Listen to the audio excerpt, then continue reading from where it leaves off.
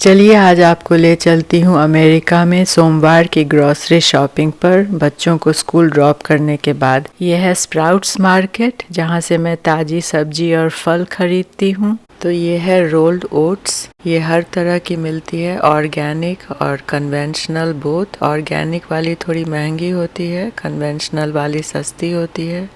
तो मैं ले रही हूँ rolled oats, organic ones. Bulk में खरीदने से थोड़ा सस्ता मिलता है। बस आपको जितनी लेनी है आप स्कूप कर लीजिए, फिर उसका PLU नंबर लिखिए टैग में और उसे बांध दीजिए अपने बैग को, और काउंटर पर वो PLU नंबर स्कैन करके प्राइस लगाएंगे। अब मैं आगे जा रही हूँ। मुझे कुछ किडनी बीन्स और अदर बीन्स लेने हैं। कुछ दाल्स, रेड लेंटल्स भी यहाँ मिल जाती है अच्छे क्वालिटी की। ओट्स और बीन्स के अलावा कुछ फ्रूट्स खरीदे हैं मैंने, और कुछ वेजिटेबल्स। इन सब को कार के ट्रंक में लोड करके बस अब मॉर्निंग ग्रोसरी हो गई। अब घर जाएंगे। बच्चों को ड्रॉप कर दिया स्कूल, घर जाएंगे, थोड़ी चाय वाय पियेंगे। बस ऐसे ही होती है दिन की शुरुआत। ग्रोसरी के बाद सबसे मुश्किल काम है सामान को अपने घर के अंदर पहुंचाना। हम लोग सेकंड फ्लोर में रहते हैं, तो बार बार सामान ऊपर नीचे ले जाना पड़ता है, जो काम बहुत ही बोरिंग और टायरिंग होता है। बस अब घर के अंदर आ गई, और अब धीरे धीरे सब सामान अरेंज करना है। ठंडे सामान को फ्रिज में रखना है। पहले दूध, ये देखिए, ये है नॉन होमोजेनाइज्ड मिल्क, जो कि बड़ा टेस्टी होता है। इसकी चाय बहुत अच्छी बनती है। और वैसे तो यहाँ ज़्यादातर दूध सभी होमोजेनाइज्ड और पैस्चराइज्ड होते हैं, इनमें स्वाद कुछ भी नहीं होता है। ये है टमाटर। टमाटर देखने में सुंदर होते हैं, लेकिन कोई स्वाद नहीं होता है इनमें। ये है क्लस्टर टोमेटोज़। ये देखिए, ये है लूज कैरेट्स।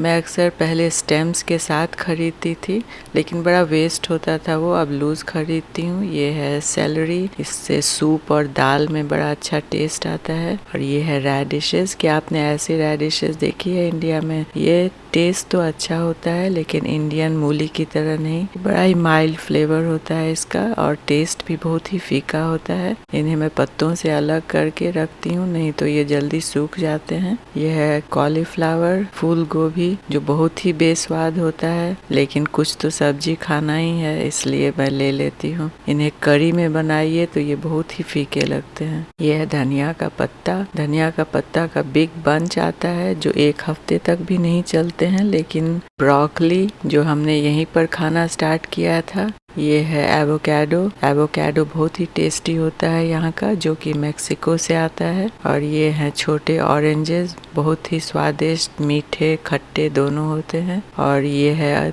सब तरह के बेल पेपर्स, ऑरेंज, येलो और रेड।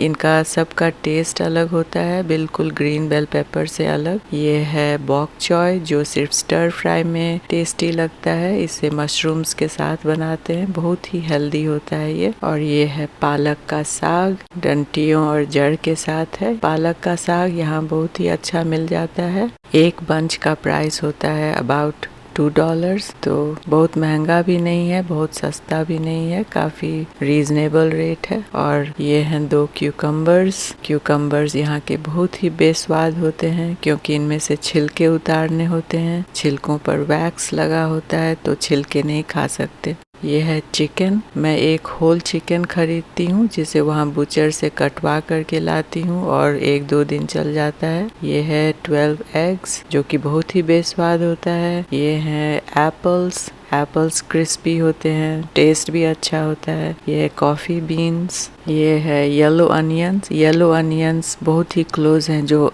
अनियंस हम लोग इंडिया में यूज़ करते हैं, तो मैं यही लेती हूँ अक्सर। और ये है ऑल पर्पस फ्लावर, जिसे मैदा कहते हैं। ये ऑर्गेनिक और अनब्लीच्ड होता है। और ये है मेरा रोल्ड ओट्स, जो 2 हफ्ते करीब चलेंगे। और ये है पाइनएप्पल। पाइनएप्पल यहाँ का गॉड, बहुत ही टेस्टी और स्वीट होता है, बहुत ही जूसी। और ये है ग्रीन बेल पेपर, जो कि काफ़ी बेस्वाद होता है, बस नाम के लिए है। बस अब फ्रिज में सारा सामान मैंने रख दिया है पैक करके। बनानास मैं आउटसाइड रखती हूँ, फ्रिज में बहुत जल्दी ख़राब हो जाते हैं बनानास। और ये सब प्लास्टिक बैग्स हैं जिन्हें मैं फोल्ड करके रख देती हूँ, इसे रीयूज़ कर सकते हैं, एनवायरनमेंट फ्रेंडली होता है। अब मैं नहा चुकी हूँ, अपने भगवान की पूजा कर रही हूँ। मैं हर दिन बिना खाए हुए अपने गौरी की पूजा करती हूँ, जो हमें शादी के टाइम में मिलता है। हर दिन सुबह भगवान के आगे दिया मैं जरूर दिखाती हूँ, ये मेरा हर दिन का नियम होता है। पूरी दिन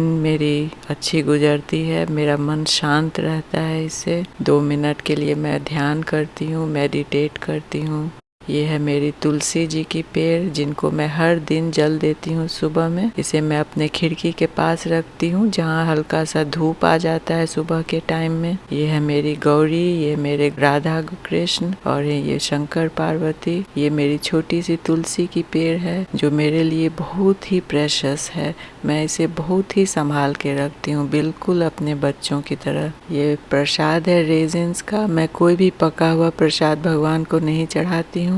और ये है मेरा सुबह का नाश्ता, जो कि बॉइल्ड स्वीट पोटैटोज है। ये हैं जापानीज स्वीट पोटैटोज, इन्हें मैं जस्ट बॉईल कर लेती हूँ। इनका टेस्ट बिल्कुल इंडियन स्वीट पोटैटोज की तरह होता है। फिर ऐड करती हूँ half a cup of milk, इसे मिक्स करती हूँ। इसमें मैं कुछ भी शुगर या हनी कुछ भी नहीं मिलाती, बस ऐसे ही ये बहुत मीठा होता है। बस ये मेरा सुबह का हर दिन का रूटीन है। तो ये था मेरा मॉर्निंग रूटीन। मिलते हैं अगली बार किसी और दिन के रूटीन के साथ, तब तक के लिए बाय।